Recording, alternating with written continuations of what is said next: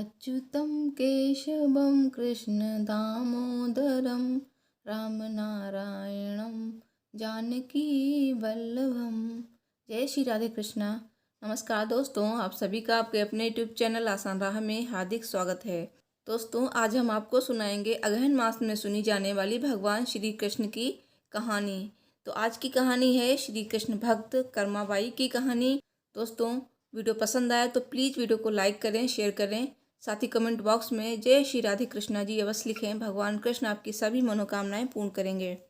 तो चलिए कथा शुरू करते हैं। बोलिए जय श्री राधे कृष्णा की। राजस्थान के नागौर जिले में ग्राम कालवा में एक जाट किसान जीवन राम रहते थे। उनके घर में एक कन्या का जन्म हुआ। कन्या का जन्म होने पर पिता जीवन राम डूडी को अत्यंत खुशी हुई। उन्होंने उस कन्या का नाम कर्मा रखा।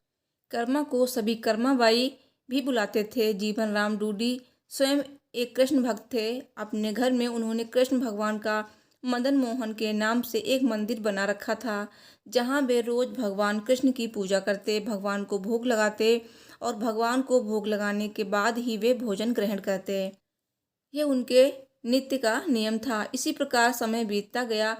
कर्माबाई रोज अपने पिता को कृष्ण भगवान की पूजा करते देखती और उनको भोग लगाते देखती और भगवान को भोग लगाने के बाद ही वे भोजन ग्रहण करते। यही सब देखते सीखते कर्माबाई का बचपन बीत रहा था। कुछ वर्षों के बाद कर्माबाई के पिता कुछ दिनों के लिए तीर्थ यात्रा पर चले गए। तीर्थ यात्रा पर जाने से पहले पिता जीवन राम डूडी ने कर्माबाई को भगवान की पूजा विधि समझाई और कहा कि भगवान को भोग लगाकर ही भोजन ग्रहण करना और घर का ध्यान रखना। इस प्रकार भगवान की पूजा और घर की देखरेख का काम कर्माबाई को सौंपकर उनके पिता कुछ दिनों के लिए तीर्थ यात्रा पर चले गए।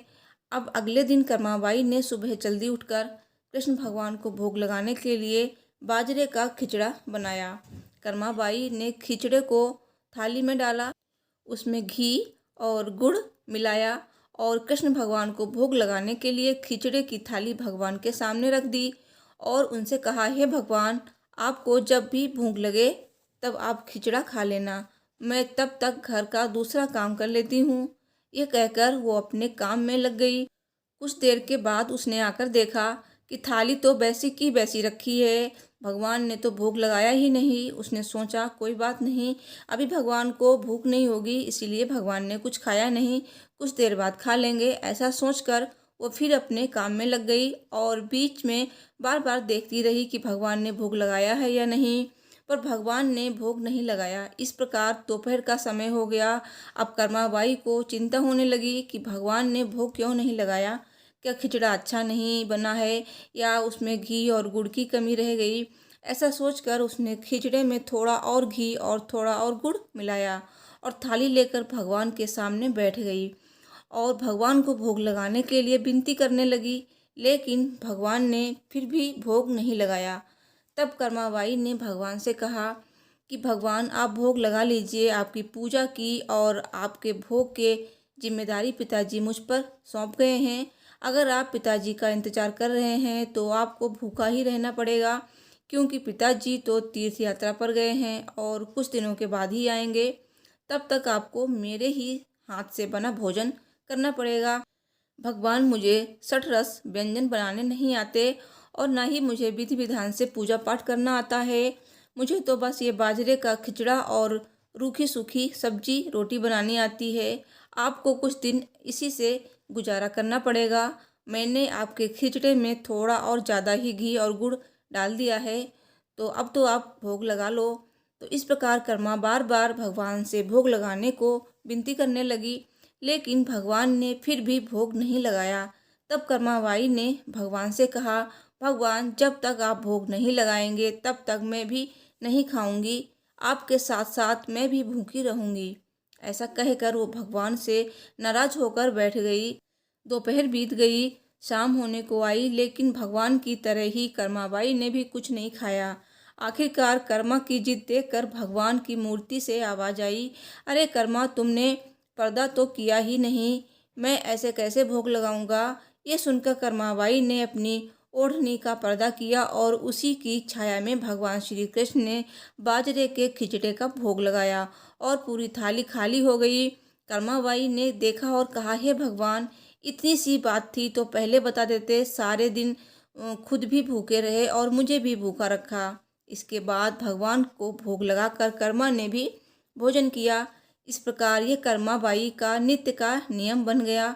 कर्मा रोज सुबह जल्दी उठकर सबसे पहले भगवान के लिए भोग बनाती और भोग की थाली भगवान के सामने रखकर पर्दा लगाकर बैठ जाती और कुछ देर में देखती तो थाली पूरी खाली हो जाती। ये देखकर कर्मा बहुत खुश हो जाती और अपने दूसरे कामों में लग जाती। कर्माबाई का ये भाव था कि भगवान को सुबह जल्दी ही भूख लग जाती है, इसलिए वो सुबह सवेरे जल्दी उठकर किसी विधि विधान में पड़े बिना सबसे पहले भगवान के लिए भोजन बनाती और बड़े प्रेम से भगवान को भोजन खिलाती और भगवान को भोजन खिलाने के बाद निश्चिंत होकर स्नान आदि करती और घर के दूसरे काम करती और यह क्रम लगातार चलता रहा। कुछ दिनों के बाद कर्माबाई के पिता तीर्थ यात्रा करके घर लौट आए। पिता के आने पर कर्मा ने उन्हें बताया कि पहले दिन जब उसने भगवान को भोग लगाया तो कैसे भगवान ने सारे दिन नखरे किए और शाम को जाकर खिचड़ा खाया, और अब तो भगवान कृष्ण सुबह जल्दी भोग लगते ही पूरी थाली साफ कर देते हैं। यह सुनकर कर्माबाई के पिताजी आश्चर्यचकित रह गए और कृष्ण भक्त पिता को कर्मा की सरल प्रेम भक्ति और भगवान की श्री कृष्ण की कृपा को समझते देर नहीं लगी। कर्मा के पिताजी ने सोचा कि जिस भगवान को प्राप्त करने वो तीर्थ यात्रा पर गए थे, वो भगवान उनके घर में ही विराजमान हैं और उनकी पुत्री के हाथों से रोज भोग लगाते हैं।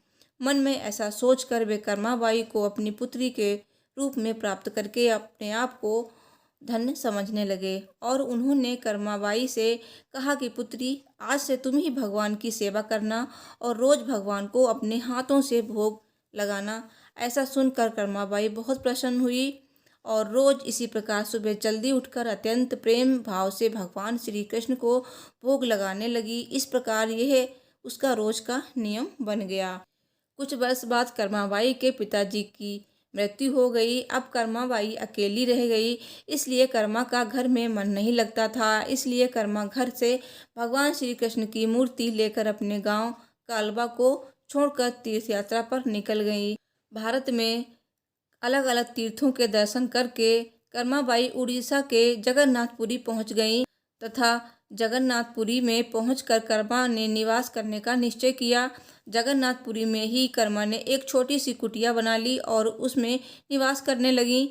अब कर्मा रोज अपने नियम के अनुसार सुबह सवेरे जल्दी उठकर भगवान श्री कृष्ण के लिए बड़े प्रेम से खिचड़ा बनाती और भगवान को थाली में भोग लगाती। कुछ देर में भगवान खिचड़ा खा लेते और थाली साफ हो जाती और इसके बाद कर्मा अपने स्नान ध्यान आदि नित्य कर्मों में लग जाती। इसी प्रकार यह क्रम निरंतर चलता रहा। एक दिन कर्माबाई ने भगवान श्री कृष्ण को अपने भोग लगाने के बाद एक छोटा सा बालक उनके पास आया और उनसे बोला, माँ, कुछ खाने को है, बड़ी भूख लगी है। तो कर्माबाई ने कहा, हाँ बेटा, मैंने अभी अभी खिचड़ा बनाया है, आजा बैठ जा, तू भी खा ले। ये कहकर कर्माबाई ने बड़े प्यार से बालक को खिचड़ा परोसा और बालक ने भी बड़े ही चाव से खिचड़ा खाया। उस बालक के रूप में स्वयं भगवान जगन्नाथ कर्माबाई के हाथ से बना खिचड़ा खाने साक्षात पधारे थे। बालक ने जल्दी से खिचड़ा खा लिया और उनसे कहा, माँ, खिचड़ा बहुत ही ज़्यादा अच्छा बना है, मैं कल भी खिचड़ा खाने आ जाऊँगा। तो कर्माबाई ने कहा, कल क्या बेटा, मैं तेरे लिए रोज़ खिचड़ा बना कर रखूँगी, तू रोज़ खिचड़ा खाने आ जाना। बालक ने कहा, ठीक है माँ, मैं रोज़ खिचड़ा खाने आऊँगा। ये कहकर बालक चला गया और अगले दिन से बालक रोज़ सुबह सवेरे कर्माबाई के पास खिचड़ा खाने आने लगा। कर्माबाई भी रोज़ अपने नियम से सुबह सवेरे जल्दी उठकर भगवान श्री कृष्ण के लिए खिचड़ा बनाती और भगवान के सामने थाली रखती। फिर भगवान खिचड़े का भोग लगाते और उसके बाद कुछ ही देर बाद वो बालक आ जाता। फिर कर्माबाई उसे भी बड़े प्रेम से खिचड़ा खिलाती और उसके बाद अपने स्नान ध्यान आदि दैनिक कार्यों में लग जाती और ये क्रम इसी प्रकार चलता रहा। एक दिन कर्माबाई की कुटिया के पास एक साधु आया। बातों ही बातों में उसे पता चला कि कर्माबाई बिना स्नान ध्यान किए, बिना चौका बर्तन किए भगवान श्री कृष्ण के लिए खिचड़ा बनाती है और भोग लगाती है। तो उसने कर्माबाई से कहा, स्नान किए बिना भगवान की पूजा करने और भोग लगाने से पाप लगता है। इसलिए उसने कर्माबाई को स्नान करके पूरे विधि विधान से पूजा करके भोग लगाने को कहा। साधु से ऐसा सुनकर भोली भाली कर्मा अगले दिन से सुबह जल्दी उठकर स्नान करके खिचड़ा बनाने लगी और विधि विधान से पूजा करके भोग लगाने लगी। और ये सब करने में कर्माबाई को बहुत देर लग जाती, लेकिन वो बालक तो रोज सुबह अपने समय से आ जाता और कर्मा से कहता, माँ मुझे भूख लगी है, मुझे जल्दी खिचड़ा दे दो माँ, जल्दी कर माँ, जल्दी कर। और कर्मा उससे कहती, थोड़ी देर रुक जा बेटा, अभी देती हूँ, थोड़ी देर रुक जा। और जब कर्मा भगवान श्री कृष्ण को भोग लगाकर बालक को खिचड़ा खाने को देती तो बालक उसे बहुत ही शीघ्रता से खाकर हाथ मुंह साफ किए बिना ही जल्दी से उठकर भाग जाता। और यह क्रम कुछ दिनों तक चलता रहा। और इन्हीं दिनों में भगवान श्री जगन्नाथ जी के मंदिर में सुबह के समय भगवान की मूर्ति के मुख पर खिचड़ा लगा हुआ रहता। और ये देखकर भगवान जगन्नाथ की सेवा में रहने वाले पुजारी, जो स्वयं बहुत बड़े कृष्ण भक्त थे, वो सोचते, आजकल ये भगवान श्री जगन्नाथ जी के मुख पर खिचड़ा कैसे लग जाता है। हम तो खिचड़े का भोग नहीं लगाते हैं, फिर भी ये खिचड़ा कहाँ से आता है। और कुछ दिनों तक लगातार भगवान श्री जगन्नाथ जी के मुख पर खिचड़ा लगा देखने पर पुजारी इसे भगवान की लीला मानते और समझ जाते कि भगवान रोज कहीं से खिचड़ा खाकर आते हैं। भगवान की लीला को जानकर वो मन ही मन भगवान श्री जगन्नाथ जी से पूछते कि कहाँ से खिचड़ा खाकर आते हो भगवान, हमें भी तो बताओ। तो उसी रात भगवान श्री जगन्नाथ जी पुजारी के सपने में आते हैं और उनसे कहते हैं कि मेरी एक भक्त है कर्माबाई, जो जगन्नाथपुरी में ही रहती है। वो रोज़ सुबह सवेरे मेरे लिए बाजरे का खिचड़ा बनाती है और बड़े प्रेम से मुझे भोग लगाती है। और मैं भी रोज़ सुबह जल्दी कर्माबाई के पास खिचड़ा खाने जाता हूँ। मुझे उसके हाथ का बना खिचड़ा बहुत पसंद है। परंतु कुछ दिन पहले कर्मा के पास एक साधु आया और उसे स्नान ध्यान करके विधि विधान से पूजा करके भोग लगाने को कह गया। इसलिए आजकल वो विधि विधान से पूजा करके भोग लगाती है और उसके बाद मुझे खिचड़ा खिलाती है। ये सब काम करने में उसे बहुत देर लग जाती है और मुझे खिचड़े का इंतज़ार करना पड़ता है और भूख का कष्ट भी सहन करना पड़ता है। और जब तक मैं खिचड़ा खाता हूँ तब तक यहाँ मंदिर में भक्तगण आने लगते हैं। इसलिए आजकल मुझे खिचड़ा खाकर मुंह हाथ धोए बिना ही झूठे मुंह भाग कर आना पड़ता है। भगवान श्री जगन्नाथ जी से यह जानकर पुजारी ने अगले दिन उस साधु की खोज कराई और उस साधु को बुलाकर उसे सारी बात बताई। पुजारी जी से ये सब बात जानकर साधु घबरा हुआ था, कर्माबाई के पास पहुंचा और उनसे कहा कि आप पहले की तरह ही सुबह जल्दी ही भगवान को खिचड़े का भोग लगाया करें। आपके लिए किसी नियम या विधि विधान से पूजा करने की आवश्यकता नहीं है। साधु से ये बात सुनकर कर्माबाई अगले दिन से ही पहले की तरह भगवान को खिचड़े का भोग लगाती रही और उस बालक को भी बड़े प्रेम से खिचड़ा खिलाती रही। यही क्रम कई वर्षों तक चलता रहा और एक दिन कर्माबाई इस संसार चक्र को छोड़कर प्रभु के धाम चली गई। उस दिन जगन्नाथपुरी के मंदिर में भगवान श्री जगन्नाथ जी के श्री विग्रह के नयनों से अश्रु निकल रहे थे। ये देखकर मंदिर के सभी पुजारी और जगन्नाथपुरी के राजा भी मंदिर में उपस्थित हो गए और प्रभु से विनती करने लगे कि हे प्रभु, क्या हमसे कोई भूल या अपराध हुआ है जिसके कारण जगत के पालनहार की आंखों में आंसू निकल रहे हैं। उसी दिन रात में पुजारी और जगन्नाथपुरी के राजा के स्वप्न में भगवान श्री जगन्नाथ जी ने कहा कि आज माँ कर्माबाई इस लोक से विदा हो गई और मुझ में विलीन हो गई, परंतु अब मुझे रोज सुबह सवेरे बाजरे का खिचड़ा कौन खिलाएगा। अगले दिन जगन्नाथपुरी के राजा ने मंदिर के सभी पुजारियों और संतों से राय ली और ये आदेश जारी किया कि आज से भगवान श्री जगन्नाथ को सुबह सवेरे सबसे पहले माँ कर्माबाई के नाम से खिचड़े का भोग लगाया जाएगा, जिससे भगवान को माँ कर्माबाई की कमी कभी महसूस नहीं होगी। इसलिए आज भी भगवान श्री जगन्नाथ जी के मंदिर में श्री जगन्नाथ जी के विग्रह को 56 भोग से पहले बाल रूप में खिचड़े का भोग लगाया जाता है और इसे बाल भोग कहा जाता है। सैकड़ों साल बाद भी ये प्रथा आज भी वैसी की वैसी चली आ रही है।